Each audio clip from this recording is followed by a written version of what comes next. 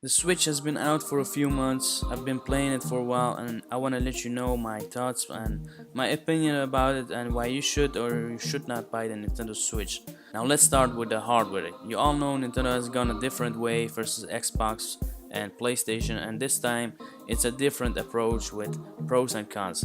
The system is a hybrid machine.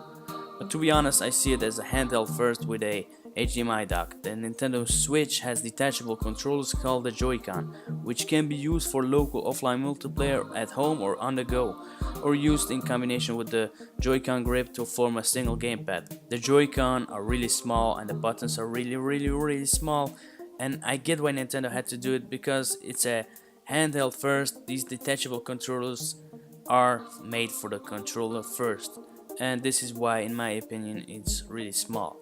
It's typical for handheld controllers to have smaller buttons, but using it as a gamepad it's really small for my hands and I think many adults. So it might be perfect for children, but I can play with these Joy-Con controllers for more than a few minutes.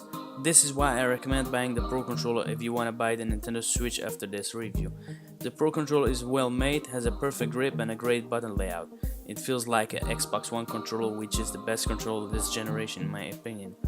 Now moving on to the specs. The handheld comes with a mobile Nvidia Tegra X1 SoC, 4 gigs of RAM, 32GB internal storage, which isn't a lot. It's compatible with micro SD XC cards up to 2TB. The display is 6.2 inch, up to 1080p via HDMI while docked, and 720p on the handheld.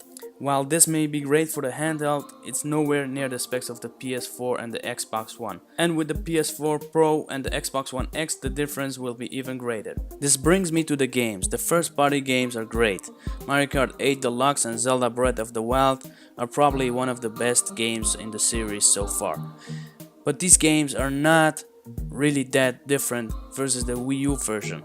The difference is not a big leap. It's not enough to justify the purchase. And when it comes to third-party support, the choice is very limited. A few indie games here, a few third-party partnerships there. It's not enough to convince me that third-party support will be improved on the Nintendo Switch.